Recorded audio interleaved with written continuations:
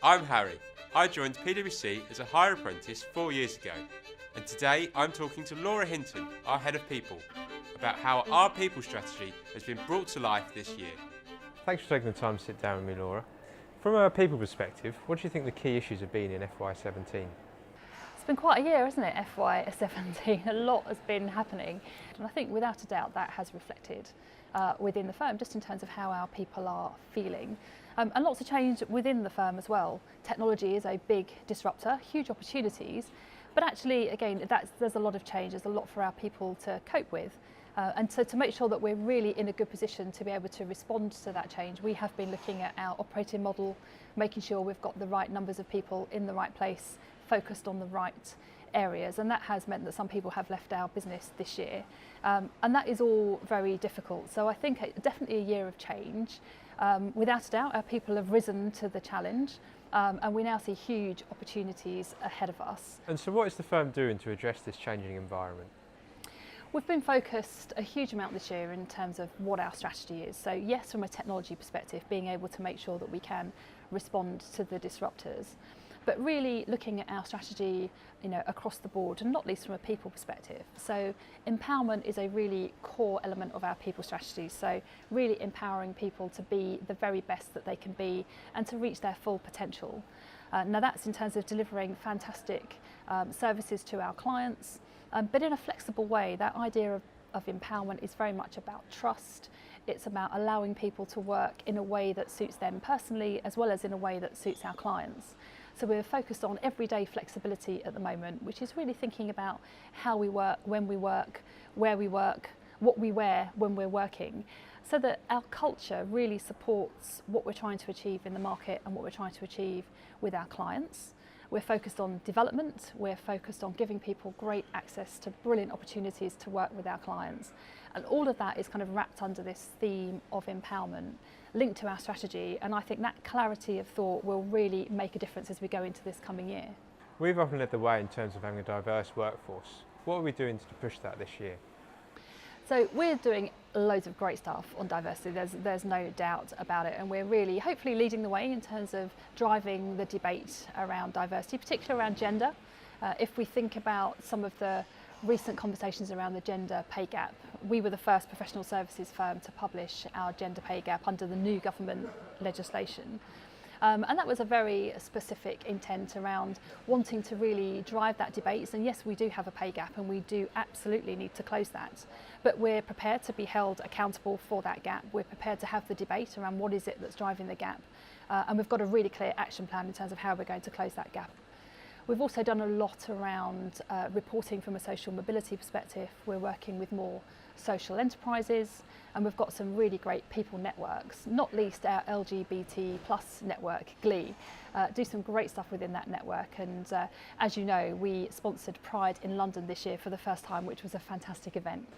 And what are we doing specifically in terms of the value of care? So care is one of our core values, as you know, and I think that for me is a great way to really demonstrate the difference that we can make for our people, particularly around the mental health agenda. Now, we would love for our people to think as much about their mental health as they do around their physical health, to be able to have conversations, to destigmatise that topic. And we know we've still got some way to go. So our Green Light to Talk campaign was a great example of us all wearing our green ribbons to encourage people just to have conversations around their mental health.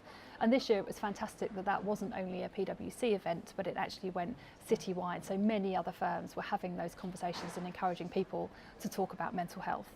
And this year we're doing some fantastic work with the Samaritans, again on that topic of destigmatising mental health.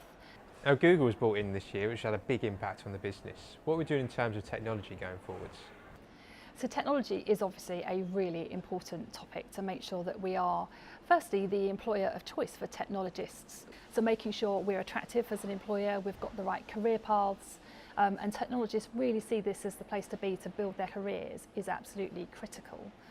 We also need to think about how we deliver all of our services to our clients, not just in the world of technology consulting. So digitising our services, and with that comes upskilling of our entire workforce around technology skills, making sure that we all feel able to have conversations with our clients around the impact of technology. And how are we capitalising internally in terms of technology? When I think about the HR world, we're implementing Workday this year as a kind of new HR system, and that is a really kind of leading edge development around really being sophisticated in how we use data and how we manage people differently through technology.